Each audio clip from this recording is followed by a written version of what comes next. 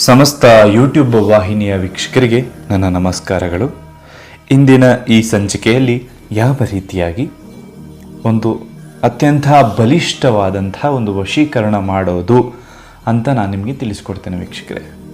ಈ ಒಂದು ವಶೀಕರಣ ಮಾಡೋದ್ರಿಂದ ನೀವು ಇಷ್ಟಪಟ್ಟಂತಹ ಸ್ತ್ರೀ ಆಗಿರ್ಬೋದು ಅಥವಾ ಪುರುಷ ಆಗಿರ್ಬೋದು ನಿಮಗೆ ವಶದಲ್ಲಿ ಬರ್ತಾರೆ, ನಿಮ್ಮ ವಶ ಆಗ್ತಾರೆ, ನೀವು ಹೇಳಿದ ರೀತಿಯೆಲ್ಲ ಕೇಳ್ತಾರೆ ವೀಕ್ಷಕರೇ. ಹಾಗಾದರೆ ಯಾವುದಪ್ಪ ಆ ಒಂದು ಬಲಿಷ್ಠವಾದಂತಹ ವಶೀಕರಣ ಯಂತ್ರ ಅಂತ ನೀವು ಕೇಳೋದಾದರೆ ಈ ವಿಡಿಯೋವನ್ನು ಕೊನೆ ತನಕ ನೋಡೋದಕ್ಕೆ ಮಾತ್ರ ಮರಿಬೇಡಿ ವೀಕ್ಷಕರೇ. ವಿಶೇಷ ಸೂಚನೆಯನ್ನು ನಾನು ನಿಮಗೆ ನೀಡ್ತಾ ಇದ್ದೇನೆ. ಅದೇನೆಂದರೆ, ವಶೀಕರಣವನ್ನು ಕೆಟ್ಟ ಕೆಲಸಗಳಿಗೆ ಉಪಯೋಗಿಸೋದಕ್ಕೆ ಹೋಗಬೇಡಿ. ವಶೀಕರಣ ಅನ್ನೋದು ಖಂಡಿತವಾಗ್ಲೂ ತುಂಬ ಒಳ್ಳೆಯದು, ಆದರೆ ಅದನ್ನು ಕೆಟ್ಟ ಕೆಲಸಗಳಿಗೆ ಉಪಯೋಗಿಸಬೇಡಿ. ಕೇವಲ ಒಳ್ಳೆಯ ಕೆಲಸಗಳಿಗೆ ಮಾತ್ರ ಉಪಯೋಗಿಸಿ ಅಂತ ಹೇಳ್ತಾ ಈ ವಿಡಿಯೋವನ್ನು ಪ್ರಾರಂಭಿಸೋಣ ವೀಕ್ಷಕರೇ. ನೀವಿನ್ನು ನಮ್ಮ ಯೂಟ್ಯೂಬ್ ಚಾನಲ್ಗೆ ಸಬ್ಸ್ಕ್ರೈಬ್ ಮಾಡ್ಕೊಂಡಿಲ್ಲ ಅಂದರೆ ಈ ಕೂಡಲೇ ಸಬ್ಸ್ಕ್ರೈಬ್ ಮಾಡಿಕೊಂಡು ಪಕ್ಕದಲ್ಲೇ ಇರುವಂತಹ ಬೆಲ್ ಐಕಾನ್ ಕೂಡ ಕ್ಲಿಕ್ ಮಾಡಿಕೊಳ್ಳಿ. ಇದರಿಂದ ನಾವು ಮಾಡುವಂತಹ ವಿಡಿಯೋಗಳನ್ನು ಮೊದಲು ನೀವೇ ನೋಡ್ಬೋದು ವೀಕ್ಷಕರೇ. ಈ ಒಂದು ವಶೀಕರಣ ಮಾಡೋದಕ್ಕೆ ನಿಮಗೆ ಗೊತ್ತಾಗಲಿಲ್ಲ, ಈ ಹಿಂದೆ ಪ್ರಯತ್ನಪಟ್ಟು ನೀವು ಸೋತಿದ್ರೆ ಖಂಡಿತವಾಗ್ಲೂ ನಮಗೆ ಕರೆ ಮಾಡಿ. ಈ ಒಂದು ವಿಶಿಷ್ಟವಾದಂಥ ನಮ್ಮ ವೀಕ್ಷಕರಿಗೋಸ್ಕರನೇ ತಯಾರಿಸಿರುವಂತಹ ಒಂದು ವಶೀಕರಣ ಯಂತ್ರ ಇದೆ, ಖಂಡಿತವಾಗ್ಲೂ ಅದರ ಪ್ರಯೋಜನವನ್ನು ನೀವು ಪಡ್ಕೊಳ್ಳಿ ಅಂತ ಹೇಳ್ತಾ ಈ ವಿಡಿಯೋವನ್ನು ಪ್ರಾರಂಭಿಸೋಣ. ಮೊದಲಿಗೆ ಈ ಒಂದು ವಶೀಕರಣ ಮಾಡೋದಕ್ಕೆ ಯಾವ ವಸ್ತುಗಳ ಉಪಯೋಗ ಇದೆ ಅಂತ ನೋಡೋದಾದರೆ, ಒಂದು ಮಣ್ಣಿನ ಕುಡಿಕೆಯ ಉಪಯೋಗ ಇದೆ. ಒಂದು ಮಣ್ಣಿನ ಕುಡಿಕೆಯನ್ನು ತೆಗೆದುಕೊಂಡು ಹಾಗೆ ಒಂದು ನಿಂಬು, ತುಳಸಿ ಎಲೆ, ಕಾಳು ಮೆಣಸು, ಬೆಳ್ಳುಳ್ಳಿ ಹಾಗೂ ಮೆಣಸು ಇಷ್ಟು ವಸ್ತುಗಳ ಸಹಾಯದಿಂದ ಈ ಒಂದು ವಶೀಕರಣವನ್ನು ಮಾಡ್ಬೋದು ವೀಕ್ಷಕರೇ. ಮೊದಲನೇದಾಗಿ ಒಂದು ನಿಂಬೆಯ ಮೇಲೆ ನೀವು ಯಾರನ್ನು ವಶೀಕರಣ ಮಾಡ್ಕೋಬೇಕು ಅಂತ ಇರ್ತೀರಲ್ಲ ಅವರ ಹೆಸರನ್ನು ಬರೀಬೇಕಾಗ್ತದೆ. ಅವರ ಹೆಸರನ್ನು ಇದರ ಮೇಲೆ ಬರೀಬೇಕಾಗುತ್ತೆ.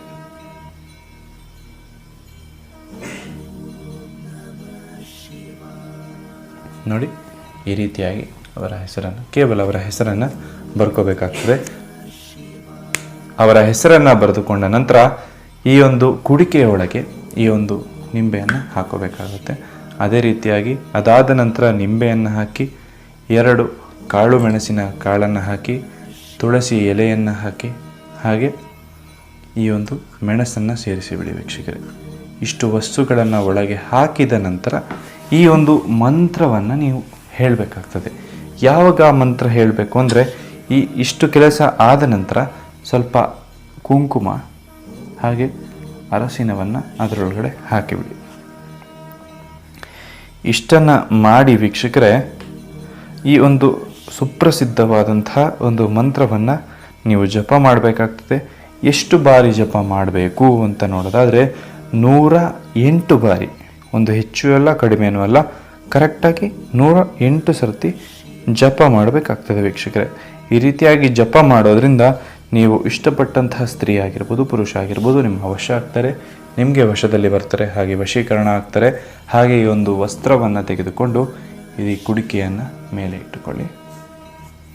ಕುಡಿಕೆಯ ಮೇಲೆ ಇಟ್ಟುಕೊಂಡು ಒಂದು ಕೆಂಪು ದಾರದಿಂದ ವೀಕ್ಷಕರೇ, ಒಂದು ಕೆಂಪು ದಾರದಿಂದ ಅದನ್ನು ಕಟ್ಟಿಬಿಡಬೇಕಾಗುತ್ತೆ.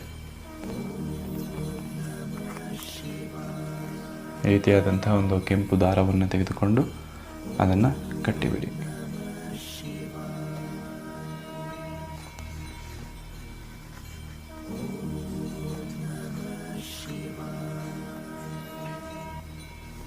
ಎಷ್ಟು ಸುತ್ತಾದರೂ ಪರವಾಗಿಲ್ಲ ವೀಕ್ಷಕರೇ, ಕಮ್ಮಿ ಅಂದ್ರೂ ಒಂದು 9 ಸುತ್ತು ಕಟ್ಟಬೇಕಾಗ್ತದೆ.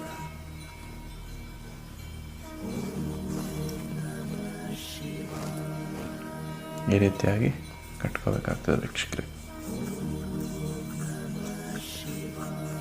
ನೋಡಿ, ನಾನು ಇಲ್ಲಿಗೆ ಈಗ 9 ಸುತ್ತು ಸುತ್ತಿದ್ದೇನೆ. ಹಾಗೂ 9 ಸುತ್ತಿದ ನಂತರ ಇದರ ಮೇಲೆ ಮತ್ತೆ ಸ್ವಲ್ಪ ಅರಶಿನ ಹಾಗೂ ಸ್ವಲ್ಪ ಕುಂಕುಮವನ್ನು ಹಾಕ್ಕೊಳ್ಳಿ. ಹಾಗೂ ಈ ಮಂತ್ರವನ್ನು ನೀವು ಜಪ ಮಾಡಬೇಕಾಗ್ತದೆ 108 ಸರ್ತಿ. ಯಾವುದಾ ಮಂತ್ರ ಅಂತಾದರೆ, ಕಾಮದೇವಾಯ ವಶಂ ಕುರು ಕುರು ಓಂ ಕ್ಲೀಂ ಹ್ರೀಂ ವಶಂ ಆಯ ಪಟ್ ಸ್ವಾಹ.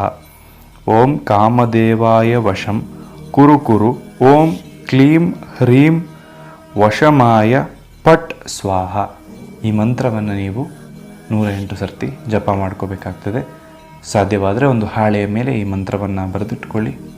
ಈ ಒಂದು ಮಂತ್ರವನ್ನು ಬರೆದಿಟ್ಟುಕೊಂಡು ಹೇಗೆ ಯಾವ ಆಕಾರದಲ್ಲಿ ಹೇಳಬೇಕು ಅಂದರೆ ಈ ಕುಡಿಕೆಯನ್ನು ಕೈಯಲ್ಲಿಟ್ಕೋಬೇಕು.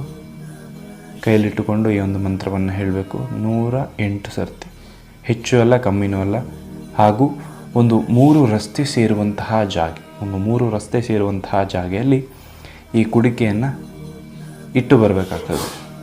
ಒಂದು 3 ರಸ್ತೆ ಸೇರುವಂತಹ ಜಾಗೆಯಲ್ಲಿ ಇದನ್ನು ಇಟ್ಟು ಬಂದಿದ್ದೇ ಆಯಿತು ಅಂತ ಹೇಳಿ ಆಯಿತು ಅಂದರೆ ನೀವು ಇಷ್ಟಪಟ್ಟಂತಹ ಸ್ತ್ರೀ ಆಗಿರ್ಬೋದು, ಪುರುಷ ಆಗಿರ್ಬೋದು, ಕೇವಲ 3 ದಿನದಲ್ಲಿ ನಿಮಗೆ ವಶ ಆಗ್ತಾರೆ.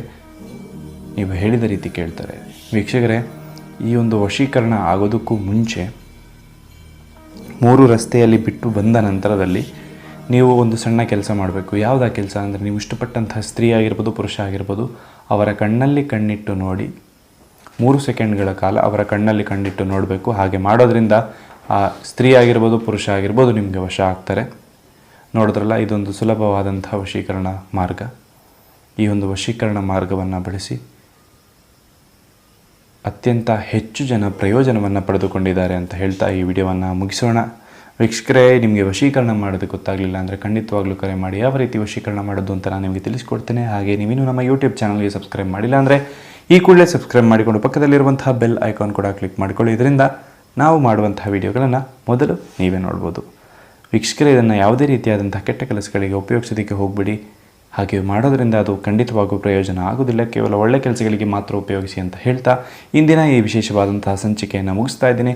ಸರ್ವೇ ಜನೋ ಸುಖಿನೋ ಭವಂತು. ನಮಸ್ಕಾರ. ಎಲ್ಲರಿಗೂ ಒಳ್ಳೆಯದಾಗಲಿ.